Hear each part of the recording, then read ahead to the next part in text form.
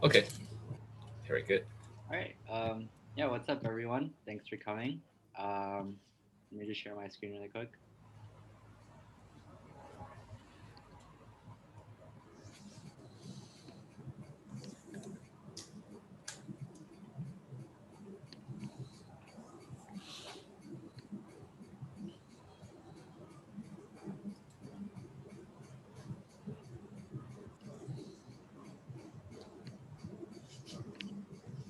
Okay, can everyone hear me okay? Or do I need to adjust my mic or anything?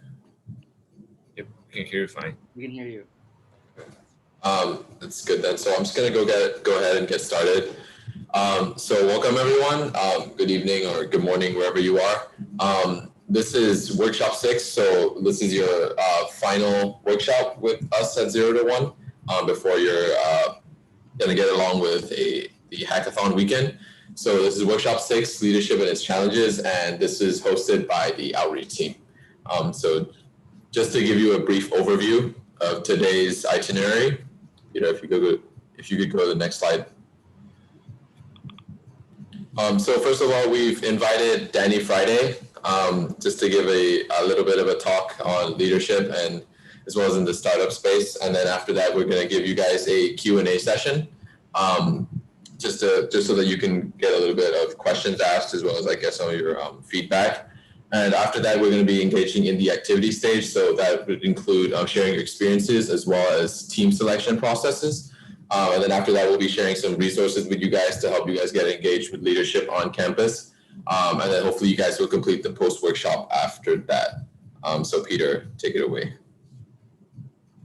Yeah. So, um, just really quickly introducing our guest for today, Danny Friday. Thank you so much for coming out and taking some of your time to help us out. Um, so yeah, just really quickly, Danny is a mostly self-taught software engineer. He specializes in iOS development and machine learning. He's currently a full stack engineer at a artificial intelligence startup called Cresta. He's launched apps in the past with over 100,000 users. He's worked with very notable musicians, artists, not musicians, what am I saying? And yeah, and he has extensive experience in the startup space. And yeah, fun fact, Danny was one of my mentors for the first startup I tried launching. And one time he pulled an all nighter helping me build my prototype. So, yeah, good times. So, yeah, without further ado, Danny, take it away. I'll stop sharing right now. Danny will speak for around 15 or 20 minutes, give or take, and then afterwards we'll have around a 5 or 10 minute Q&A session where you guys can ask questions to Danny. So, yeah. Hey all, it's nice to meet you, and I want to thank Zero2One for inviting me. I also want to thank you all for actually showing up today. It's actually really refreshing to run into people who are trying to make a difference in the world and put their skills to use. You could have been doing something else today, but you've chosen to be here. So I want to commend you all first for showing up and continuing to even do this. Entrepreneurship is really hard. The earlier that you can kind of get started, the better, just because of all of the different ways that things can play out. So by participating in a program like Zero2One, you're definitely doing the right thing, getting the practice that you need, hopefully getting the networking that you need. So yeah, I just want to commend you all first for doing this. I'm just going to go straight into sharing my screen. I just realized I'm on a new Mac, so it's going to have me do like 5 million permission approvals. But once that's done, then we can get started. So just give me a second.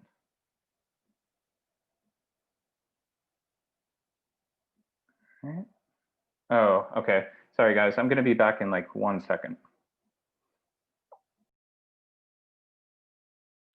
Oops.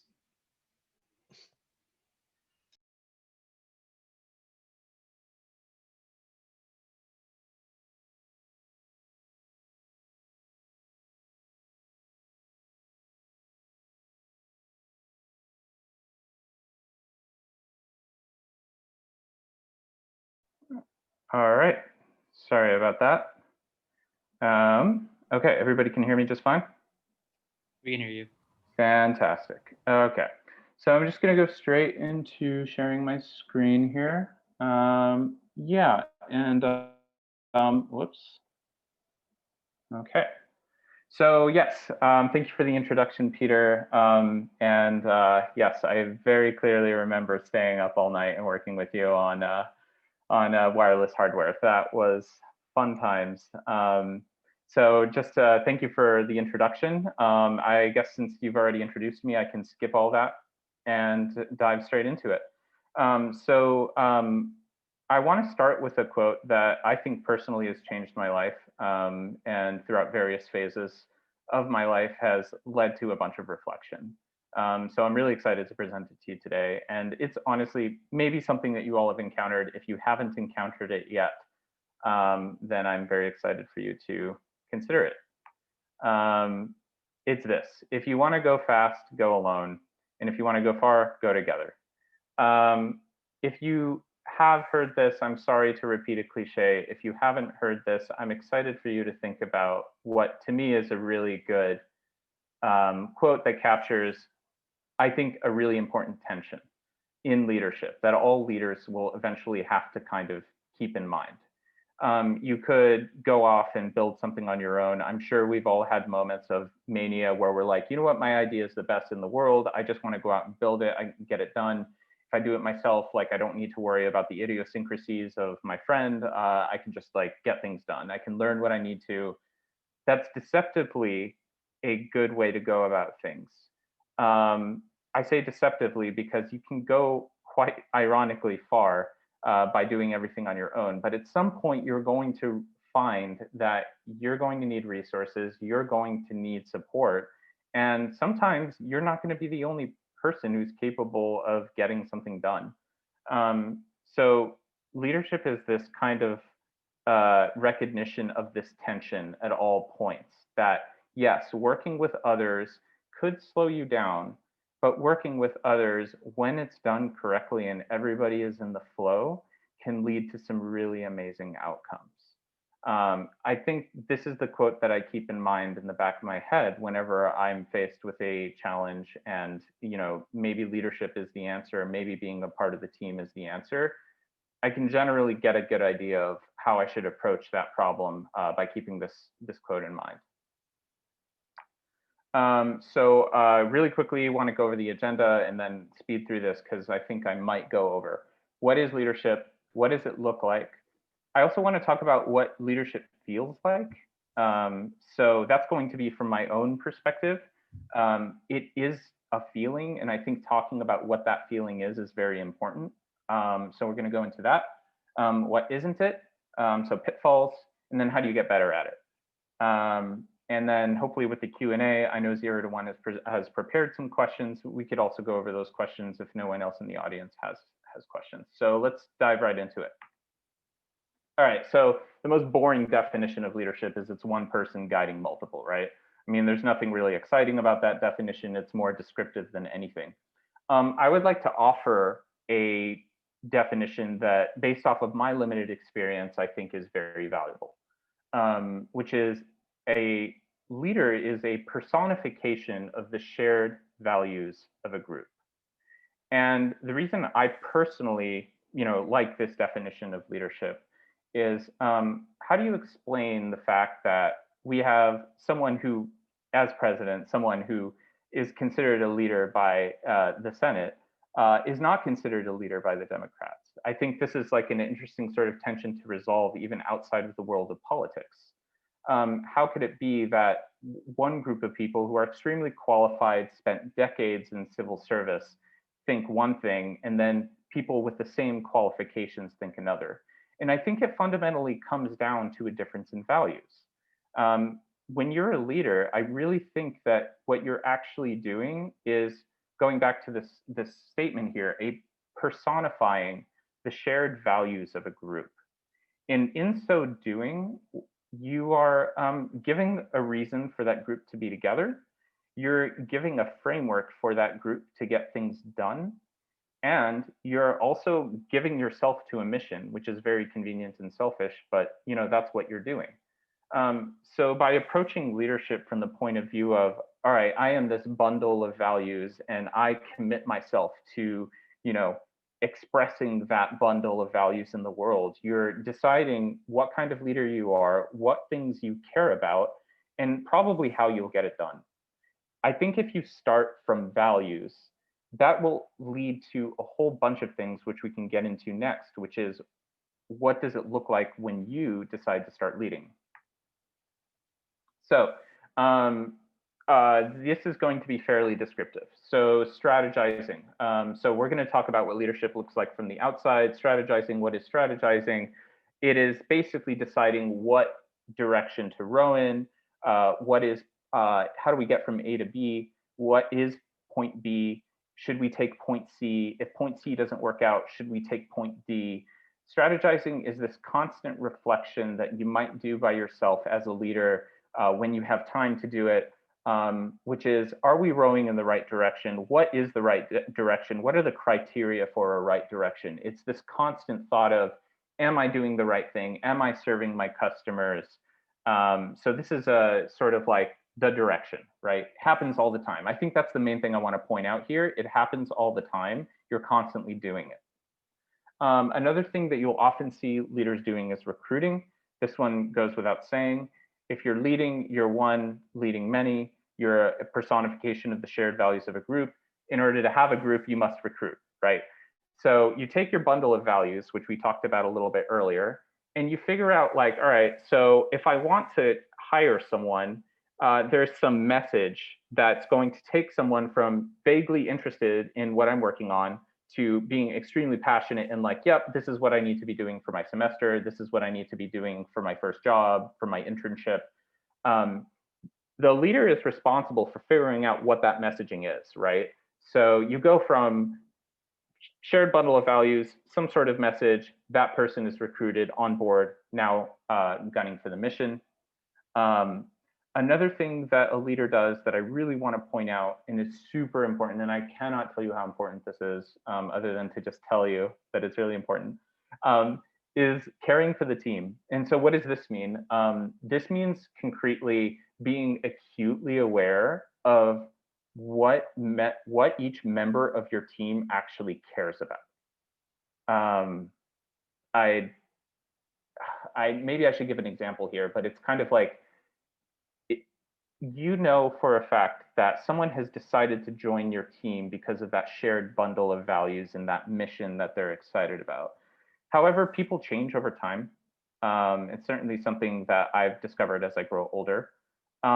People have goals, people want to achieve them. Some of them may be outside of work, some of them may be outside of this project that you're pursuing in the context of Zero2One. People want to do things in their lives. It's really important for you to actually be aware of what each of your team members actually want.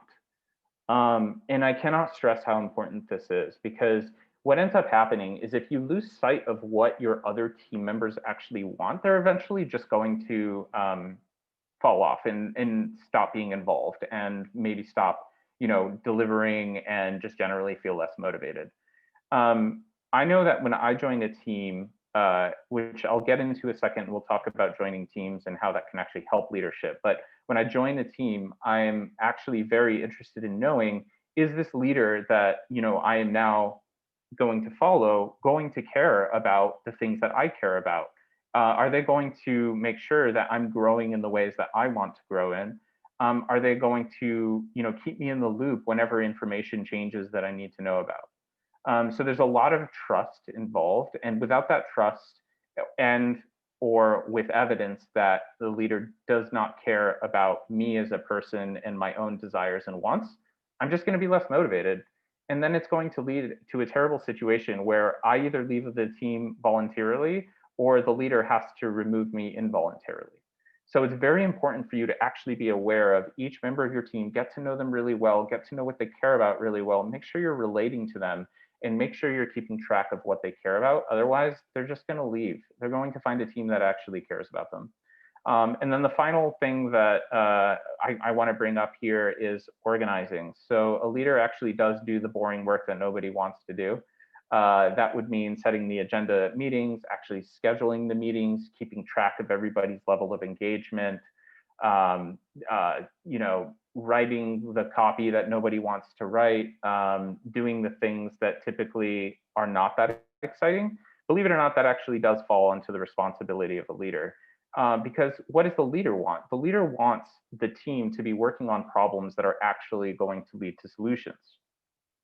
The leader in that way is kind of like a lubricant and is pretty much just generating a situation where everybody is creating a pit of success, I think is what I want to say to that. So creating a pit of success means you have to organize. Organizing means doing a lot of things that may not be directly solving the problem, but essentially getting your team on board. Okay, let's talk about what leadership feels like on the inside. This is super hard to describe, so I'm going to give it the best pass that I can. Courage. You're going to be doing things that are hopefully amazing, awesome, never been done before. When you're a leader and you're trying to convince 6 to 10 other people to do the same crazy thing that you want them to do, you're going to probably be acting on incomplete information. You're probably not going to know everything. So actually having courage, you know, is a lot harder to do than it is to talk about. But it's that feeling in your stomach that's like, shit, what if I make a mistake? Being able to manage that feeling is courage. And being able to have courage is going to make you a great leader. Without that, you're just going to be like an incrementalist leader and probably not do anything truly innovative.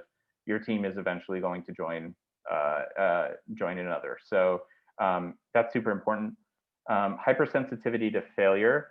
So that's kind of like being aware at all times. What are the failure conditions for what I'm doing? So if I, you know, don't deliver this product on time, what will the customer think of me?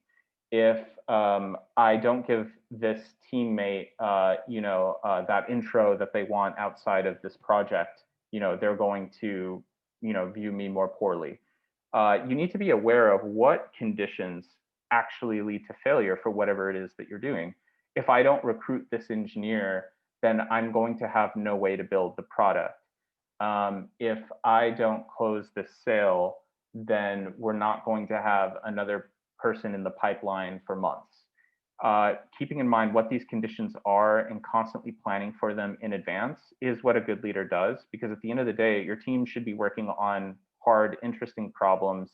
They're leaving it up to you to give them sort of like an environment where they succeed. Going back to that idea of the pit of success, you want to be aware of what could hamper that. Deep desire for success, what that feels like waking up in the morning being super excited about getting something done, going to sleep at night, thinking about what you just did during that day and what you have to do tomorrow and what you have to do the next week. This deep desire for success is really just embedded into your conscious and is a huge motivating factor for you to do things that otherwise you wouldn't do. So that's a really good feeling to have. By the way, if any of these feelings don't sound familiar to you, there's going to be a section at the end of this presentation where I talk about how you can grow. If you can't really relate to these things, that's probably a sign that you may actually need to experience good leadership before you try it yourself. And we'll get into that soon.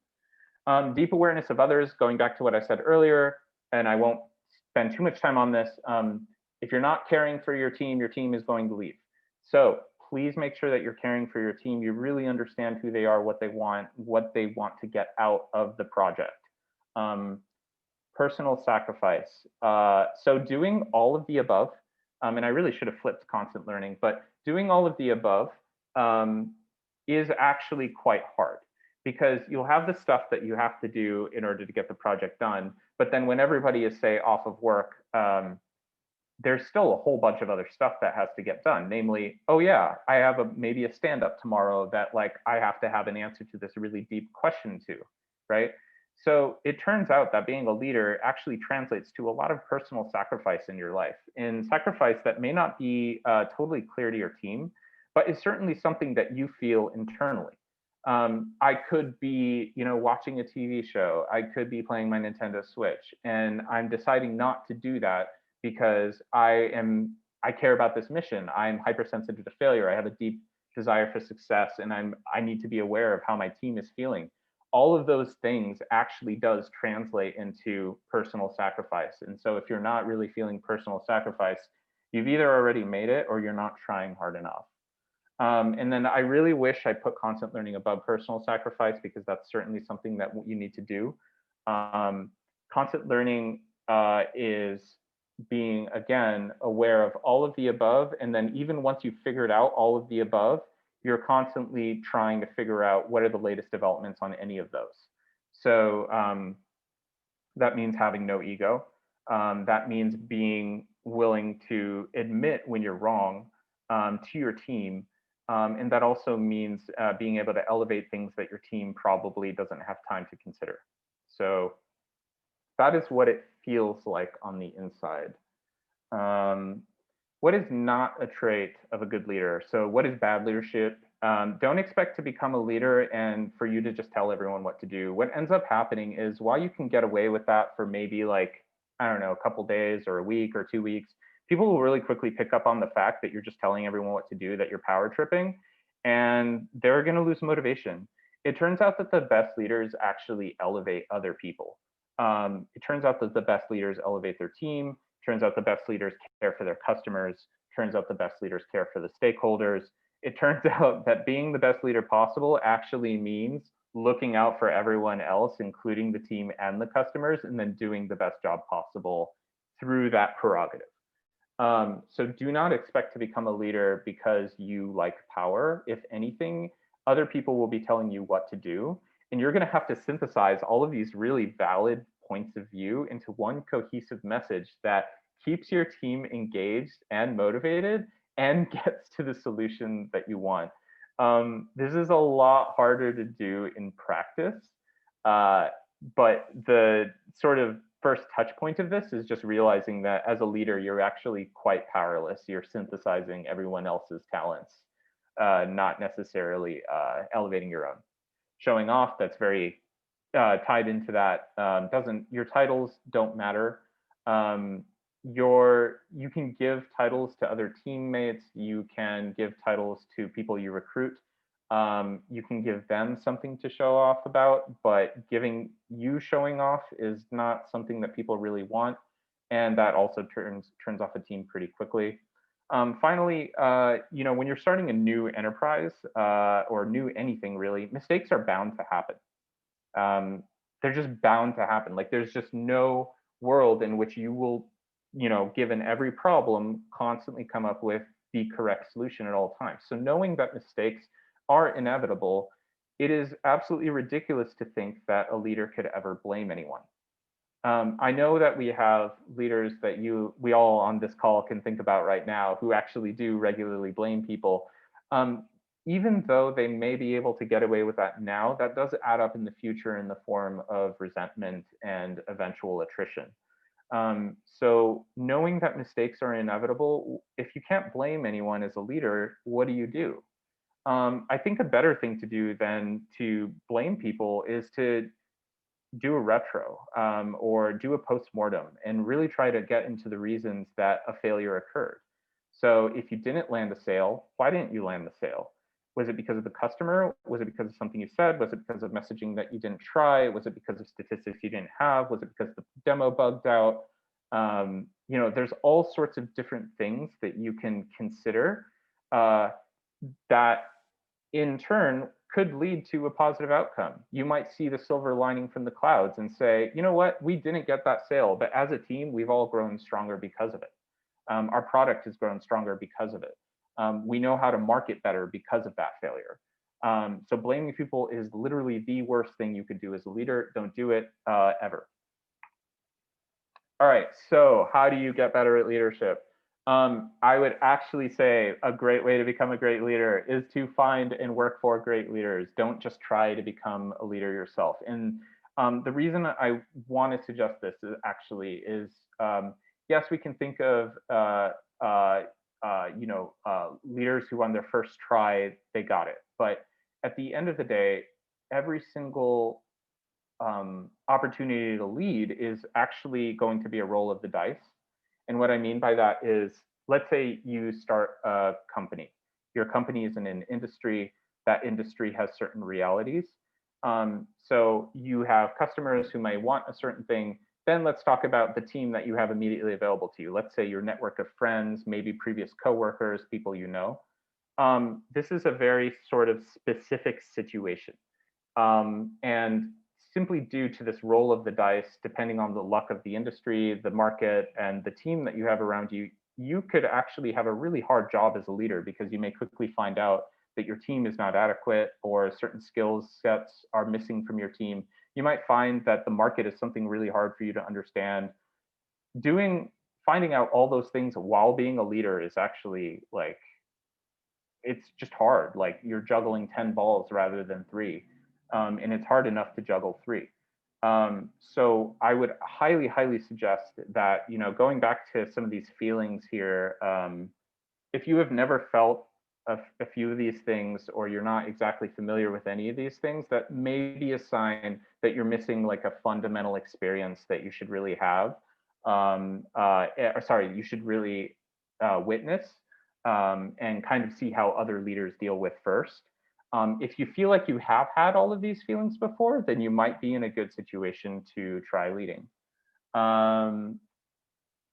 So make sure that you can find and work for great leaders. There's some really good essential literature on leadership. I'm sure you all have heard of the book, How to Win Friends and Influence People. If you're not going to hear it from me, you're going to hear it from someone else down the line. It's just such a critical book in the sense that it has time-tested advice that has stood, has really stood the test of time for decades. And lots of people in the US business world will recommend it. A book that I really like is Charisma on Command. It's a little bit more modern, based on more empirical research. I wouldn't say a replacement to How to Win Friends and Influence People, but certainly very valuable and instructive. And also includes a whole bunch of little tricks, basically mental health hacks that you can use to avoid, say, in the middle of a presentation, not knowing what to say. There are little things that you can do to trick your brain into actually doing the thing that you want to do. That book is really fantastic for that. And then finally, practice. Okay, so let's say you think you're ready to lead. You have a product idea, you have a team that really likes you, you have a market that you're excited about, you think you have an idea to crack. Your first leadership experience is most likely going to be the hardest because you're going to realize some really brutal realities early on, and then you're going to have to work through those. So know that your first leadership experience is going to be hard. I think actually a great way to dip your toes into it is by event planning. The reason I want to call out event planning for a moment is because when you plan an event, it has like a start date and an end date. The start date is when you start planning the event, and then the end date is the event, which means that you have this almost time-bounded sandbox in which you could actually try your own leadership style, and you can try working with a team. And so that's super valuable. And if you can do that in sort of a sandbox environment and get a sense for what your own leadership style is, and what motivates your team, then that could be a good way to low risk sort of way to dip your toes into this. So I didn't want to come into this with too much, and also I didn't really talk about myself and the things that I've done. So I wanted to leave that sort of towards the end with Q&A if people want to ask specific questions, or if there are certain struggles that people here are dealing with. I imagine hearing that, this is the, I guess, final event before you're all leading into a hackathon. I'm sure you're all trying to figure out, okay, how do I lead? What is my team? So what are some questions that you might have going into that experience? I'm more than happy to get into those. If you have questions for me and sort of my experiences, happy to dive into that too. But yeah, that's pretty much all I have to talk about today. Thank you, Danny. So we're opening the floor up to Q&A. If Peter, you want to share that graphic? Yeah, sure. Yeah, so thanks, Danny. Thought that was really great. So if anyone has any questions right now, we have some time to ask questions for Danny. If you have a question, just type your name in chat so we can get a queue going. And I guess I'll start things off with my own question. So Yeah. Can you tell us a little bit more about like your experiences, or more specifically, what is like a really difficult decision you've had to make with like um, during like a time crunch with different conflicting viewpoints, and like how did you go about solving that issue and like making the decision? Like, yeah. Yeah, so that'll happen a lot, especially as you're leading. You'll be put into sort of like really, really tight spots, and you're going to have to find a way out that hopefully works out. Sometimes it doesn't work out. So I remember there's this. So I recently like organized a hackathon. We had a 20-person organizing team. Me and one other lead organizer basically assembled this team about a week and a half before the event. So everybody was just getting to know each other for the first time, and we were all doing it in the context of Zoom.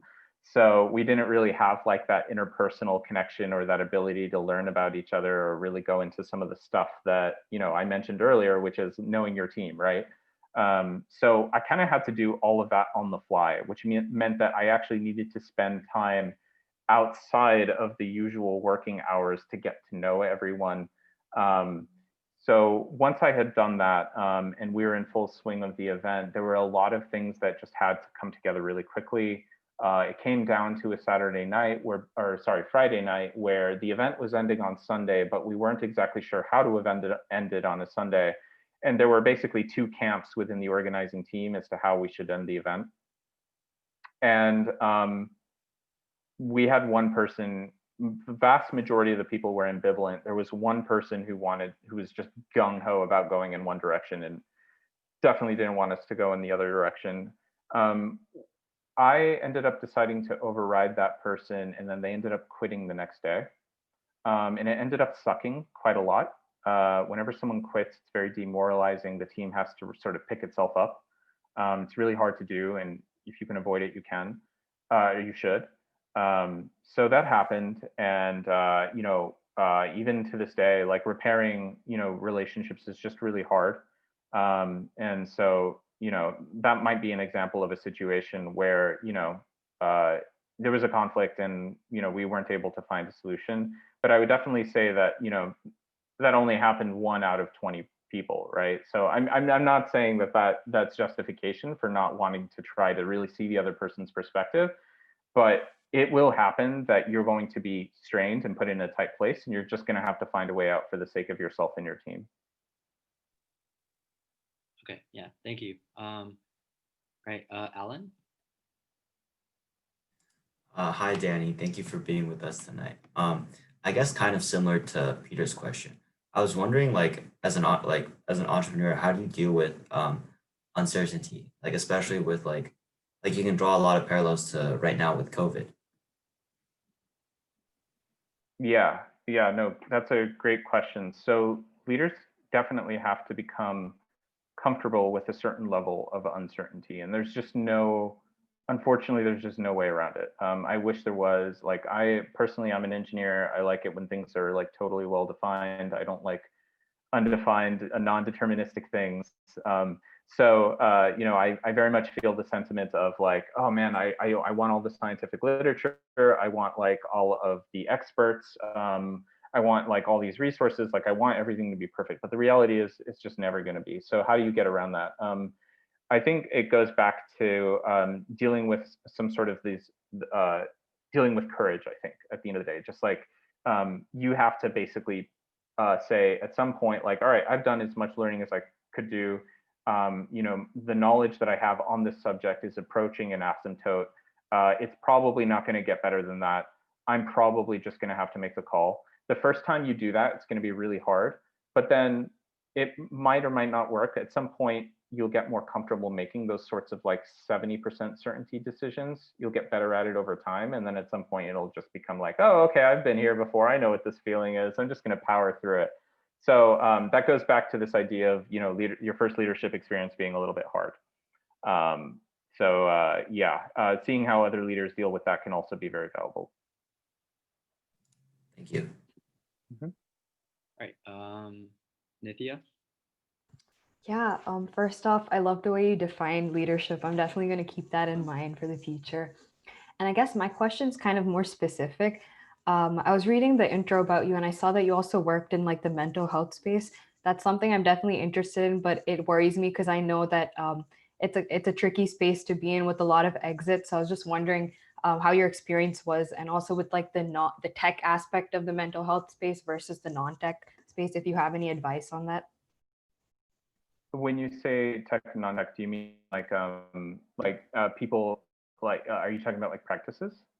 I think I'm talking about more in terms of, I know that a lot of mental health startups are specifically related to like apps, like Headspace, I think stuff like that. And then there's a different segment that's more focused on maybe providing like healthcare stuff like that. So I was wondering, just in general, overall in the mental health space, if there are any like red flags to look out for, and like how the process is like being in that space, if you had any idea about that.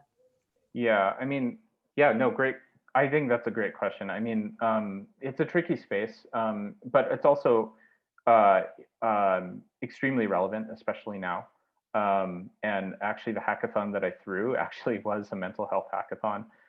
So we actually tried to help entrepreneurs get around a lot of the issues that you typically will encounter when you start a mental health startup. And the way we described it is, you know, you're driving a car, there are tons of potholes in the road, and your goal is to avoid the potholes. We wanted to help entrepreneurs avoid the potholes. So in terms of mental health specifically, I would say there's a couple of really key potholes. One is simply just not having expert advice. You absolutely need expert advice. It's just the lifeblood of the space. To not get expert advice and qualified advice is to just basically shoot in the dark or potentially go into pseudoscience, which we have enough of, given it being 2020 and there's no dearth of misinformation out there these days. So if you can get advice, that's great. Reach out to me afterward. I actually still have a mentor network that's largely composed of mental health professionals. More than happy to connect you to them. That'd be one. I'd say another thing you could do is actually work at a mental health startup. There's a couple I could also recommend, but that could be very valuable because the industry itself is under healthcare, and healthcare in the United States is very broken for a lot of different reasons. So a lot of the resistance that you might have as it relates to mental health actually stems from healthcare and healthcare law and all that sort of stuff. So please feel free to email me after, and I'm more than happy to address your concerns specifically. Yeah, thank you for the opportunity. I'll definitely do so. Yeah. Cool. Skylar, sorry for skipping you. Hi, Danny. Thanks for being here. My question is, so if you're a leader of a team and you feel like you're starting to lose passion for a project, but you feel obligated to kind of stay and help the team that you joined and were promoted through, and to kind of tough it out, what do you have to kind of say to that type of situation, and what would you do in that type of situation? For like, it's one thing if your members lose passion for a project and you can try and help them through that, but what if you're the one kind of feeling like kind of lost on the project and you're feeling like it might be time to call it quits or throw in the towel, so to speak?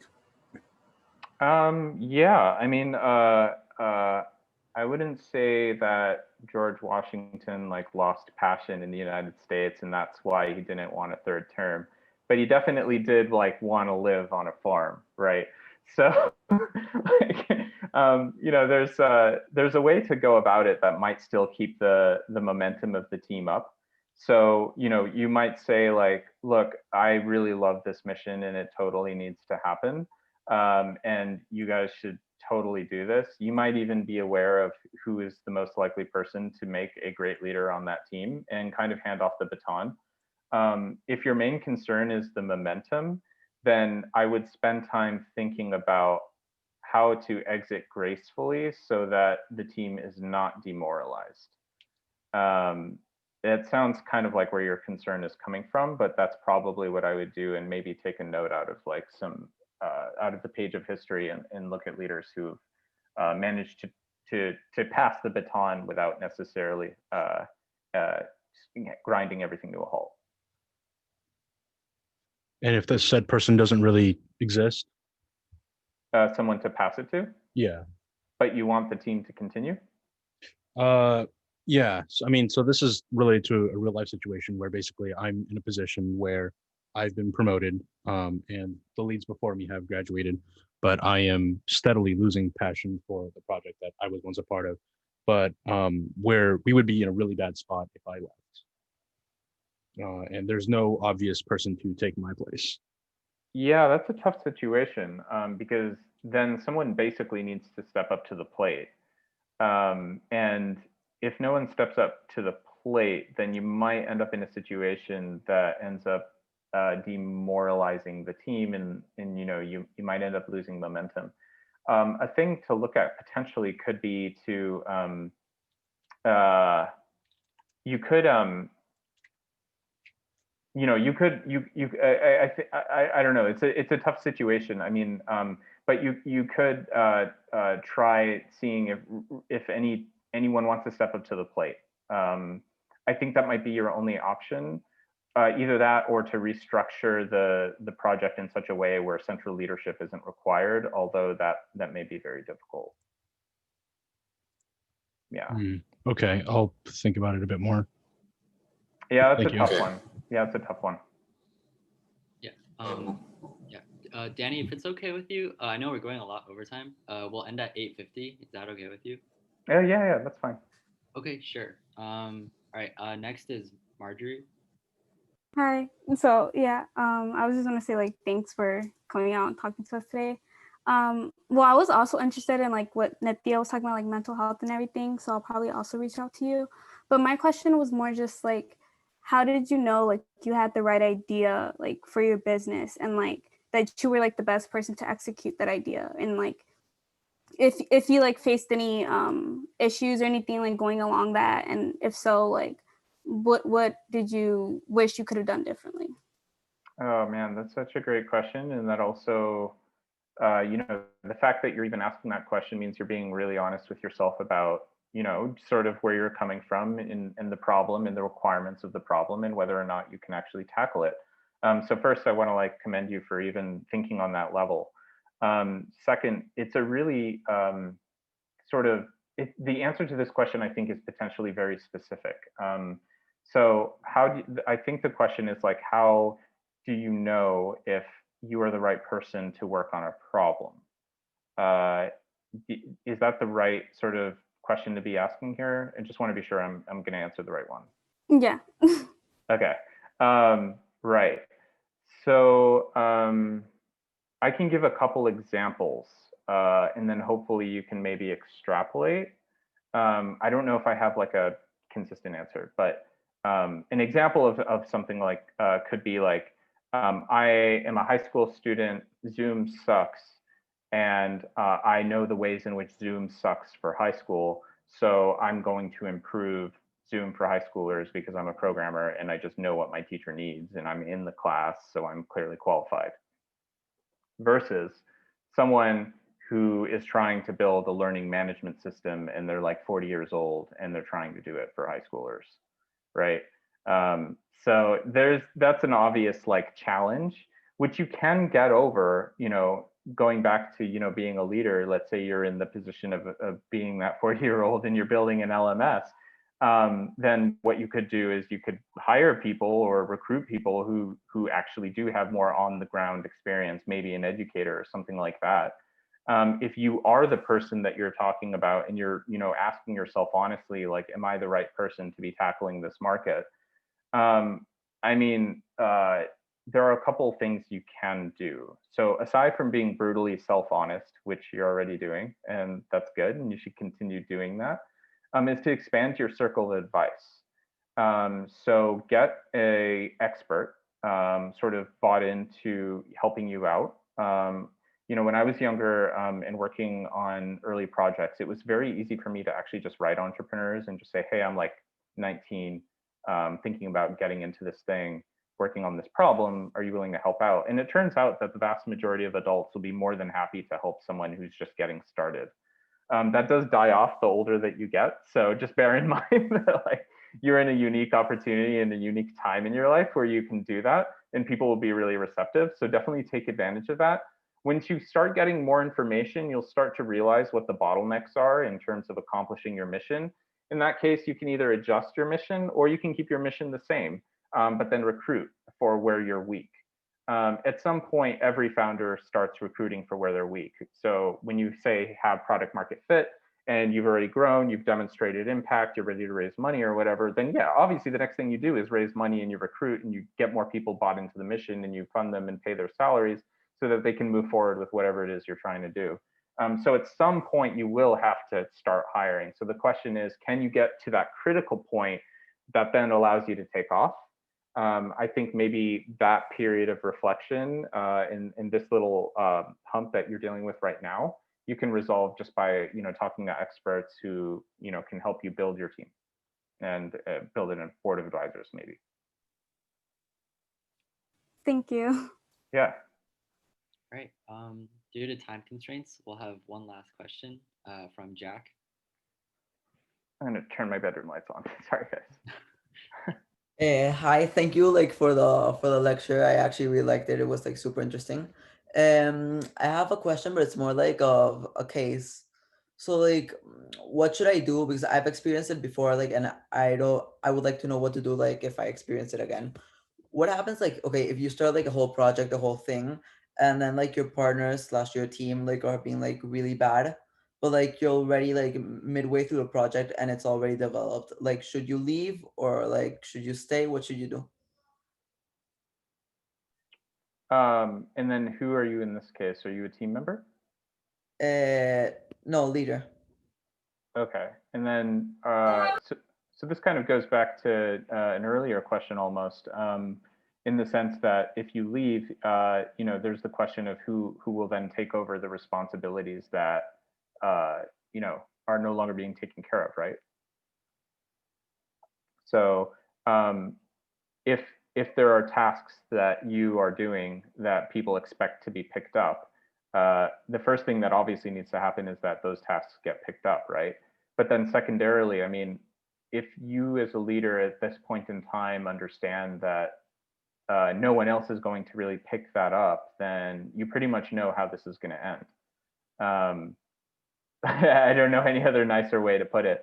I obviously wish teams could just run themselves, but at some point, the responsibilities of a leader just have to be picked up. So I don't know if that helps. Yeah, and what would be the scenario if you say the whole project with you and say to the rest of the team get out and just replace them? Would that be viable? What happens if the whole project comes out, you mean? No, if I take the whole project with me, if I say to my team I'm leaving and I take the whole project with me. Is your team okay with that? I don't know, no, I'm just running a scenario in my head because I had an experience where I had bad teammates, and I would just like to know what to do. Got it. Okay, so I mean that's a really tough situation because it's almost like you got to in the ideal world you would just find new teammates but keep the mission the same, right? And the teammates that are still bought into this and take the mission above all would stay. The ones that are better suited to work on different projects go off and work on different projects, and you just kind of transition. I mean, personnel issues are just really, really hard because there's an emotional component which you always have to get over. But that goes back to, again, just being a leader. If you're convinced that no member of your team is the right person to is the right team to work on this project, I mean, I would talk to your team some more and really get to know them and make sure that maybe you're the not right leader for the project potentially. It just really depends on the situation. Does the team jive really well together? If so, maybe they will self-elect a leader. If you want to go off and kind of take the work and project and whatever and then just continue that on your own, then at that point you're weighing whether or not you're going to offend those team members, but then they're not on your team anymore. So yeah, if you weigh all of those things, then you might find the right answer, but it sounds like you're in between a rock and a hard place. Yeah. And like, would you have any advice like to weigh like those circumstances? Really just, at some point you're just going to have to gather information. So does the team work really well together? If so, how can you get them on your side? Again, going back to US history, I don't know, I'm a huge Hamilton fan, love Hamilton. And there was a point in, the musical / US history where it was like, he was practically the only person really advocating for a strong central government. But then a whole bunch of people were like, no, it's all about states' rights or whatever. And if Hamilton couldn't get any of his central bank bills passed, then they would probably just vote him out. So, it's a thing where you're either going to have to win the hearts and minds of your team, and if you can't win the hearts and mind of your team, then you're going to take the nuclear option, which really sucks. So I would just try to get the team on your side if possible. Okay, thank you so much. Yeah. Yeah.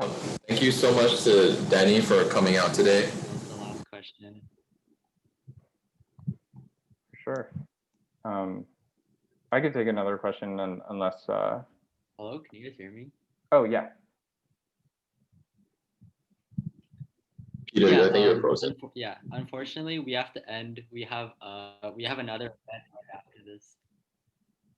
Hello. Oh, we can hear you. You guys hear me? Yep, we can hear you. Yep. Yeah, okay, yeah. We have another event right after this. So if you guys have any other questions, reach out to Danny personally on LinkedIn or something. He is our advisor after all. Seeing him more in the future as well for office hours. Oh yeah, thanks for that. He just put his email in the chat. So yeah, if you have any more questions, Danny, thank you so much for taking your time and us. Yeah. Yeah. Cool. Yeah, and again, thank you all for being innovators and trying to build something new. It's really hard, and it just feels weird. So just know that you're doing something that gets easier over time. So I commend all of you for coming out to this and continuing to try. All right. Yeah. Awesome. All right. I'll see you all later. Yep. See you later. Okay, Peter, can you share your screen again real quick? Yes, sir. Okay, so definitely that took a little bit longer than expected, but we decided to pivot a little bit just because I feel like you guys would have probably benefited a little bit more from the questions. So we'll just quickly go through the activity. So just as Danny mentioned in his talk today earlier, that sort of having that role model is important, and having people that you can sort of like model your behavior after is definitely key to becoming a good leader yourself. So just we'll break you out into breakout rooms, and in your groups share an experience about a time where you were inspired by someone you worked with, and discuss some of the things that they did well. And then once we come back from the breakout rooms in 5 minutes, you guys have to come up with 3 do's and don'ts of being a team player / leader and present it to the main group. So Johnny, if you could break out everyone into breakout rooms. Okay. Groups of 4 or 5. All right, Peter, could you do that? I'm not the host. All right. You got it?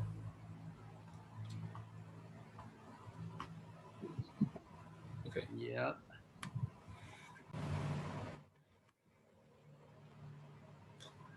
Hello. Can everyone hear me? What's up, Johnny? Hey, what's up? Hello. All right, we have only 5 minutes left. All right. Right. Okay. So 3 do's and don'ts. Was that the prompt? Right. Yeah. Right. Mm-hmm. Yeah. Talk about one, like your friend or your teammate or leader that you worked with before, and make things like that. Yeah. Yeah. This one might be like a little like strange, but I think it's like very well suited for this area like that we're doing. And it's like, don't be overly serious. Like, let off some steam, and that really like helps to like relax people or like over time, because if they see that like if their leaders enjoying the project, they feel more comfortable in like actually doing it so too. So yeah, like it's really like well known in like startup environments, but like honestly, I don't know why it's not used everywhere. Yeah. So you have some experience with like someone who's like too serious about their leadership and like Um, Not exactly, but like I feel like when I'm leading a project, I do that, and like it makes people feel like work better in general, and it's just like the environment itself doesn't feel like tiring and like overwhelming. That's but like yeah, I see people that like not exactly they never let out steam, but like they don't like they don't try to do that, and sometimes it gets a little like uncomfortable. So yeah. okay, awesome. How about Athena or Ariane? I would say one do is definitely set goals and timeline because that gives you like a guide to like at what time or what point, like a milestone pretty much, so you know like where you want to get something completed. Otherwise, you're just kind of blindlessly going in, I guess. Yeah. So make it clear, like kind of the vision for everyone, like for the timeline, and then setting smaller goals for to achieve that, right? Yep. That's great. Okay, how about Ariane? Because like one do, it's kind of similar to what you just said, but in addition to being organized and detailed, I guess you also need to be firm and decisive. Because I've been in groups before, in teams before, where the leader was just, couldn't make a decision, or if there was some conflict within the group, he or she couldn't resolve that, and it turned out, just to be detrimental to the overall mission and the overall, I guess like what's it called, like group morale. So I feel like you definitely need someone who knows what they're doing. And in addition to all the other stuff about being willing to learn and willing to sacrifice, you still need someone who's able to delegate properly and take action when needed. So like constantly learning and also being decisive. Decisive, yeah. Nice. Yeah, I agree with like especially for constantly learning. Especially for leaders, I think one important thing that Danny also brought up was like recruitment. So if you don't want your team to be constantly in chaos, or you have to like micromanage them, then you have to be recruiting leaders as well. Yeah, you have to be recruiting people who doesn't really require that much that much time off their own, right? Because like the reason why you have more teammates is that they should be able to take some task off um, uh, your goal, right? So I think one important thing is like spend time on recruitment.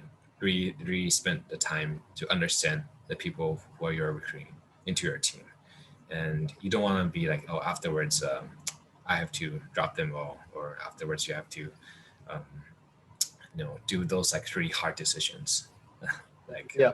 Hiring. Yeah. Okay. Anything else? Or any? Just want to share any examples. Yeah. Well, I have like a don't with kind of a bit of example, but I guess don't limit yourself because like, I don't know, maybe in my classes as designer, we tend to think about a bunch of impossibles, but in the end, like even though we know we're not going to use it, it's kind of like a good reference to like kind of bring about to our final product. So like, for example, I remember I was like designing a project with like several other group mates on like kind of redesigning the VRite system. We just kind of like brainstormed a bunch of ideas. And I remember one of them being really bogus, which was like a bounce back bike. So it's like if you try to throw the bike on the ground, it will like bounce back at you. So like you don't want to do that.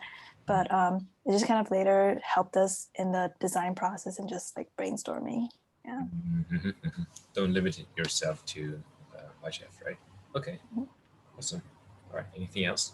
We need one more don't. No more don'ts. Let's see.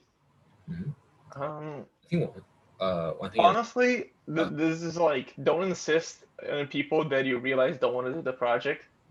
Like, this might be a little strange, but like, it kind of goes with the saying of that he said, but in a bad way.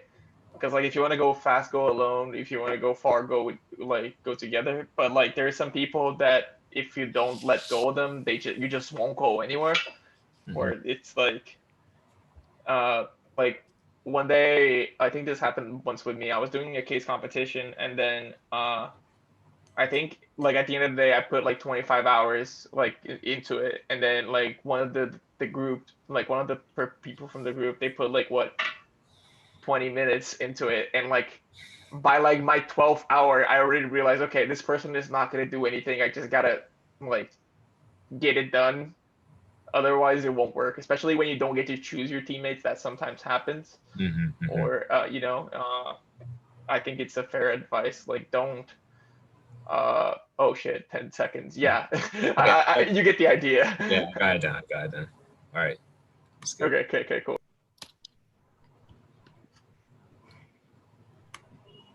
What's up, gang? What's up, Davi? How you doing? Doing all right. Not too bad. You know, week's kind of chill. Now the midterms are over finally. So is everyone back in the meeting room now? Yeah. Everyone's back. Peter, if you could just show my screen real quick, in the interest of time, just because we do want to start with a kickoff event instead of this. Unfortunately, I think providing feedback is probably going to take too long, so we're just going to skip that. Peter, if you go to the team selection slide. Essentially, what we want to say, like these are the four main factors that you want to consider when you're selecting a team. Danny essentially summarized that in his presentation as well. So I'm just not going to go into too much detail. And then we go on to some of the resources that we found. So the outreach team has compiled a list of resources that you guys can access on campus, as well as potentially off campus. So the main one that we want to emphasize is Illinois Leadership Center. So you guys can check out their website. They do a bunch of workshops on leadership and how you can sort of go ahead and implement that in your own RSOs as well as your own projects. Some of the websites we have listed here, books that we mentioned earlier, I've read How to Win Friends and Influence People. I can honestly say that it's recommended. Please have a look at that. If you're in business, Communications 101 and Communications 111 is important. I mean, it's necessary, what's it called? Compulsory for you guys. But at the same time, any major can also take that as well. So if you guys have free extra credit hours that you can put on, then that's fine. We'll send this slide out specifically probably to the Facebook group or something so you guys can access this later as well. So yeah, that concludes our leadership workshop. And then that being said, we'll continue with our kickoff event, right?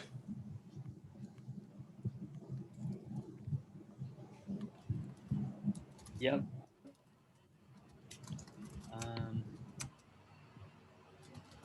Can you guys hear me?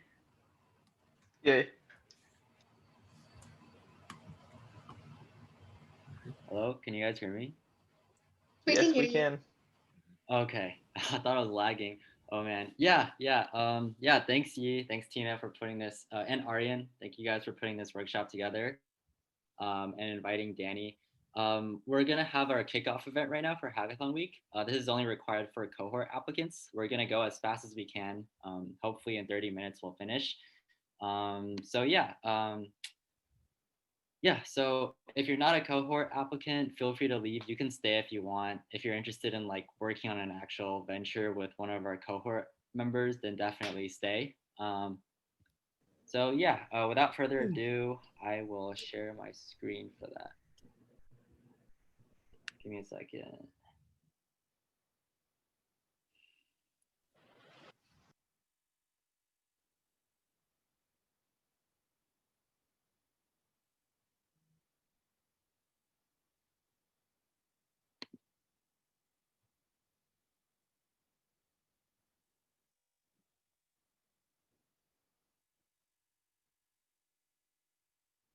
Computer is so slow.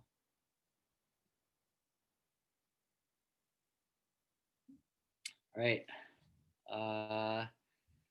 Okay, cool. Let's do this.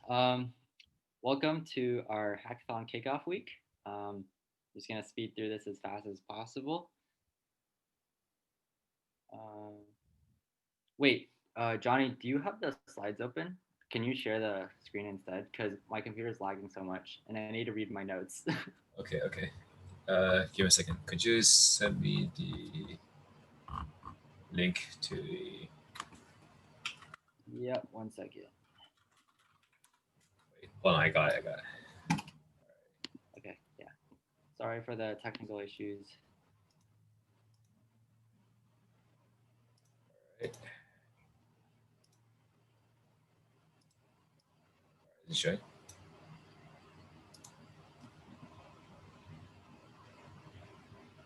Is it right? Okay.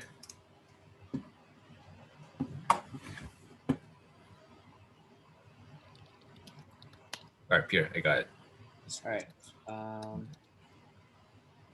Cool. So here's really quickly today's agenda. First, we're going to go over what is Hackathon Week, our expectations and our judging criteria for the mid-semester pitch event, a demo pitch just to show you guys kind of what we're looking for. Teams will be announced after this workshop in the follow-up email, and timeline and next steps for the rest of the bootcamp. Okay, so what is Hackathon Week? Hackathon Week starts today and ends next Friday on October 16th. Basically, the goal of this period is to form a team, work on an idea, make as much progress as you can with the lean methodology in 1 week, and basically all in preparation for the final pitch day on October 17th, which is next Saturday. That's the mid-semester pitch event. We'll be inviting the general public, our advisors, our old members, and So the purpose of Hackathon Week is to put into practice the things you learn from the workshops. Most of the things you learn right now are mostly abstract and theory. You can't really learn entrepreneurship through lectures and stuff. You have to actually do it in action to know the importance, the gravity of the things, some of the things that we went over. Also, another purpose is accelerating your ideas into real ventures. At the end of the day, if you want to start a venture, you just got to jump right into it and push as hard as you can in the beginning. And finally, it's for everyone to get to know each other more, bond, and for us to see how you guys work with each other, your leadership experience, style, and all of that. Yeah, so Johnny, you want to go over this slide? Yeah, so this is what we expect of this week. So first of all, we want to see very effective PMR, primary market research, and also a very well delivered and rehearsed pitch. And then last one is MVP design. If you can actually, create the MVP within a week and have a demo, that's a plus. So this is the main expectations for the week. And then we're going to have these judging criteria, for example. Our main focus is how you ideate, how you emphasize with the users, people who are having the pain points. Do market research, right? That's also our main thing. And then we're also going to focus on pitch, right? And all the other things that we taught, MVP, prototyping, testing, pivoting, branding, finance, and team leadership is all going to be considered as like a overall judging criteria. All right, and you can come back to this slides later on to see how we allocate the points. And yeah, we're gonna have like a very special prize or activity for the team that has the most progress. All right, Pierre, you got it. Yeah, I just sent you the slides. Can you share them? Okay, give me a second.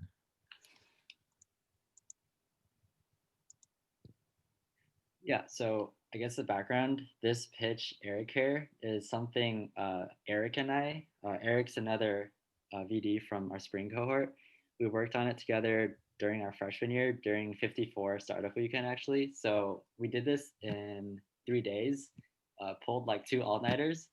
So you guys can definitely do more than this, but we just want to show you that you can get a lot of stuff done if you put your mind to it. And this is kind of what we're expecting for the mid-semester pitch event. All right. 1 second. Okay, so, oh shoot. All right, let's do this. Okay, so my brother entered his freshman year of college around 4 years ago on the other side of the country at UPenn. And 1 month in, he was diagnosed with pneumonia, and my family and I were worried sick. He didn't seek any medical attention until my parents were forced to call the ambulance from all the way in California to actually go to his dorm and pull him to the hospital. So now that I'm in college, it dawned on me that how many other students experience the same issue. Many of my friends have gotten sick in their freshman years, and most of them, if not all of them, didn't seek the necessary medical attention that they needed, and they decided to tough it out. And this is largely the case amongst UIUC freshmen and among other college campuses as well. But why is this the case? Next slide. So many students entering college are leaving home for the first time and living by themselves, right? Many of them don't know how to take care of themselves. They often lack friends and people to take care of them. Furthermore, students are bombarded with work, exams, constant academic pressure, which leaves them little to no time to seek the necessary medical attention, right?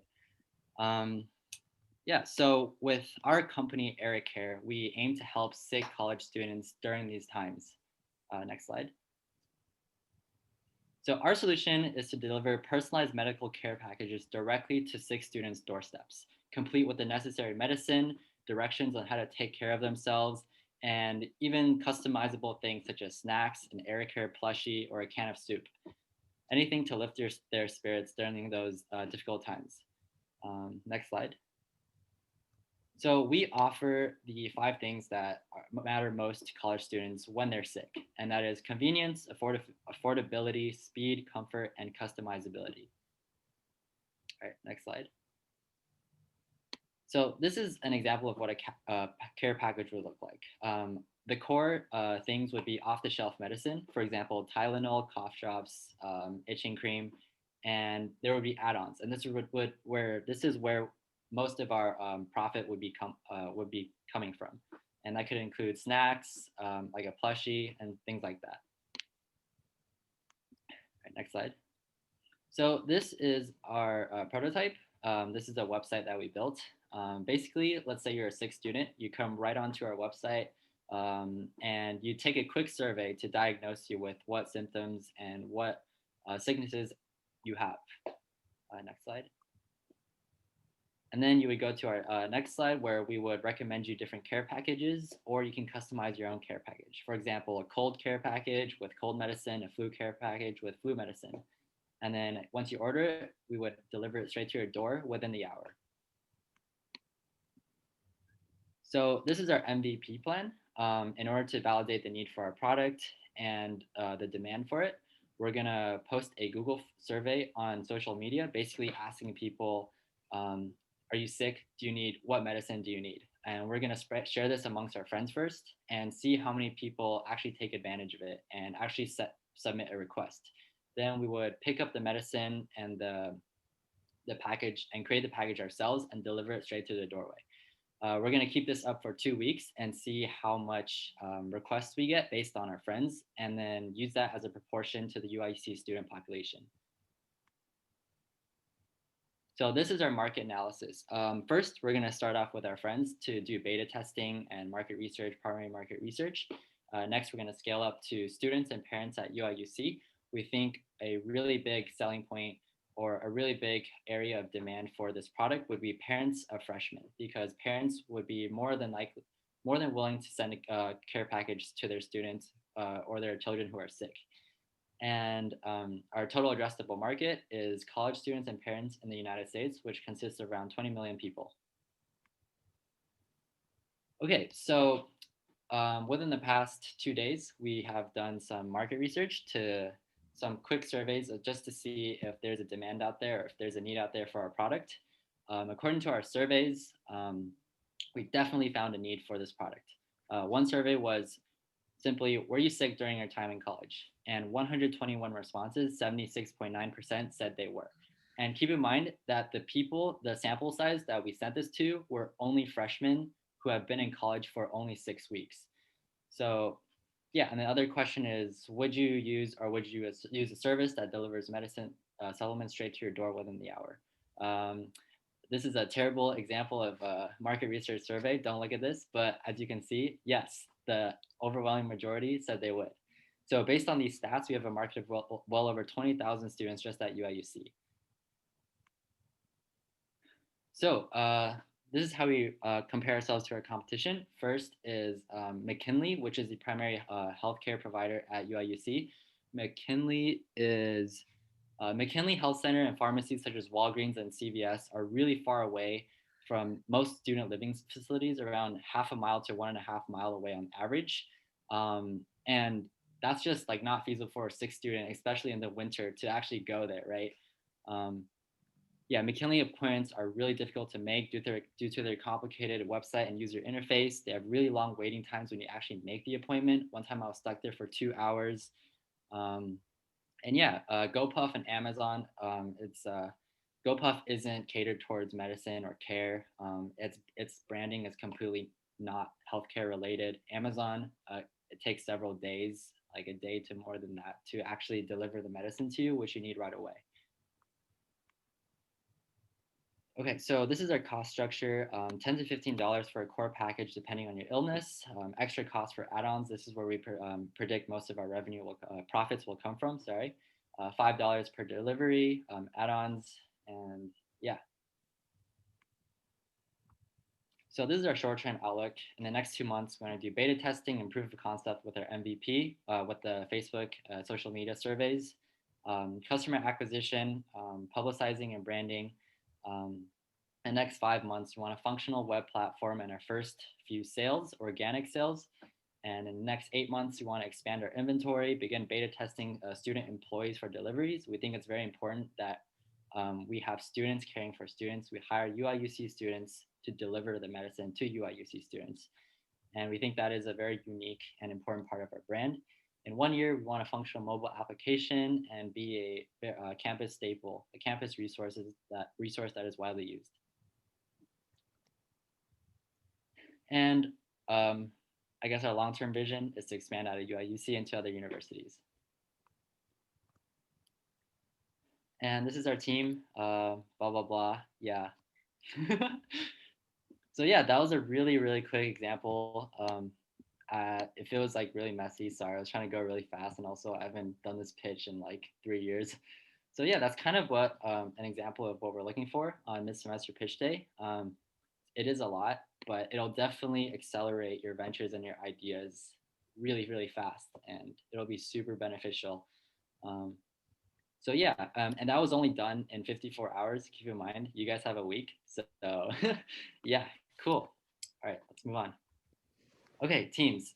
So you guys filled out a team formation request form. We're going to be assigning teams based on that, and these aren't binding at all. Remember, the purpose of this is to not only just accelerate ideas forward, but also to get you guys to know each other better, potentially find a co-founder if you like working with them. None of this is binding. And yeah, if you guys didn't make an explicit request for not having a teammate or for a specific teammate, then we're just going to randomly assign you based on your skill sets and your interests. And that will be sent out in the follow-up email. Okay, and finally, the timeline for the rest of this bootcamp. You guys are almost there. Today, Hackathon Week kickoff. Okay, over this weekend, some of you are participating in 54, but we're also going to be hosting office hours of our own, where you guys can just hop on a Zoom call with old members of Zero2One, and we'll help you with like brainstorming, market research, everything you need. Next Tuesday, I'll be hosting a pitching workshop. Pitching is incredibly underrated amongst new entrepreneurs. It is so important. When I did a startup incubator program in high school, literally we spent maybe, I don't know, 5 hours every single week just going over pitches. It's what's going to get you customers, what's going to get you teammates, what's going to get you angel and venture capital investors down the line. And next Saturday on October 17th is our final midsummer pitch day, mid-semester pitch day. where you guys will be presenting in a formal pitch competition, similar to the thing that I just did. And yeah, the winner is going to get a special prize. We're going to be inviting the general public and our advisors, etc., etc. And finally, on October 18th, after this long and laborious journey, we are going to formally accept people into Zero2One. So yeah. All right. I guess that's it. Anyone have any questions so far? All right. If not, if you have any question, you can just like message either. Actually, I do have one real quick. For us that are like already working in our own ventures, do we have like to formulate a pitch for that, or do you want us to start from scratch if we're like assigned with like new team members? Right. Sorry, I forgot to go over that. So Yeah. some of you are already working on ventures. Basically, take this week as an opportunity to just push forward your existing ventures as much as possible. Our judging criteria will be based on what's been accomplished this week. Mm-hmm. Exactly. Yeah. Okay, thanks. Yeah, if you guys don't have questions, feel free to leave. Oh wait, we're actually under time. Wow. Yeah, if you have questions, we can stay for a few more minutes. But yeah. All right, thanks, sir.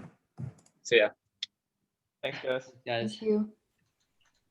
So I was just gonna say, like, so the acceptance, is it just based on like the pitch that we give, or No. how are you guys like going about that? The acceptance is based on everything in the bootcamp, from hackathon week to the workshops to participation, everything. Yeah. So not just the just like final pitch, but also the entire, everything in the past 2-3 weeks. Yeah. Okay. And then just like to add on to what the last question. So you said like if somebody already had an existing venture, like, okay, so I don't have like a venture or nothing I'm working on already.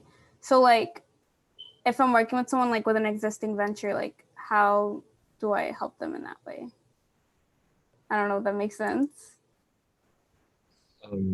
Like how do we collaborate in that way if like they already have like something set, but like I don't have an idea or anything yet?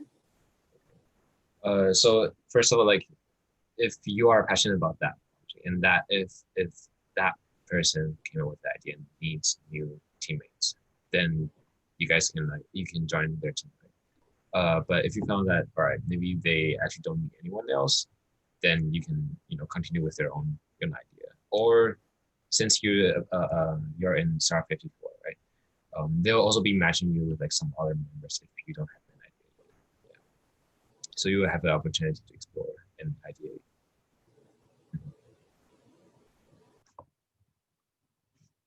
Yep.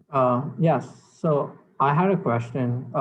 So I'm working on my own venture right now. So I'm a little confused about the judging criteria for judging criteria, what you expect from my end or people who are working on their own ventures right now. Just I'm a little confused about that. Yeah. So we are gonna have the same kind of we want everyone to have at least like the same result, have a final pitch, and also have a of like their MVP and their progress. And the main thing is what we want to see is how much progress are you going to make within next week, right? So for the people who already have like ideas, like we'll reach out later on in a bit, and then just to make sure that you guys have like different like criteria, like not the same as like starting from scratch. Yeah, you're definitely a unique case. I think so we'll definitely talk to you about how we're gonna change things up. And the judging criteria and stuff. Okay. Yeah, that'd be helpful. I was a little confused because I think just like on the MVP and pitch deck end, that's something that at least I'm done with. And something that we already have prepared. So, which is why I want to understand what you'd expect from that. And so, yeah, any clarity on that later on would be pretty helpful. Okay, sounds good. Yeah, thank you. Bye. Yeah. All right. Yeah, I have a question. Yep. So I don't really have a venture yet, but I might have a venture after Startup 54. So what do I do in that case? Are you running Startup 54? Yeah, Startup 54. Okay. So are you gonna be pursuing your idea during Startup 54 and then continue afterwards, or not? I might be pitching my idea, and then I don't know. Either way, I think I might want to work on a venture after at the end of 54. I'm not sure though. I mean, if my idea is for if Startup people are on 54, board, my idea. You're gonna be working on your idea throughout. You'll be like making it happen throughout the entire 54 hours. So yeah. Yeah, I think if that's the case, then we're gonna have like the same criteria for everyone who's joined. So So then if my team, obviously, I mean, at 54, I might have a different team working on that idea, and so I mean, I can't work on the same idea with the people in this team. Okay, I see. Well, for Star 54, you can bring your team into Star 54. So you can, for example, if you already have a team, if you already found like some co-founders, right? You can still attend Star 54 and tell them that, all right, you already have this idea and you're pitching this, or they'll probably ask you to pitch, right? And you don't necessarily have to recruit anyone new. It's okay. really up. Yeah, I get your point. But the other thing is also that Startup 54 is like a couple of hours away, and like this team that we're going to be in pre-form teams, right? For the hackathon thing. Yeah, you'll be. So you don't have a team yet. No, I don't have a team for Startup 54 yet, but I'm planning on pitching my idea, so I might have a team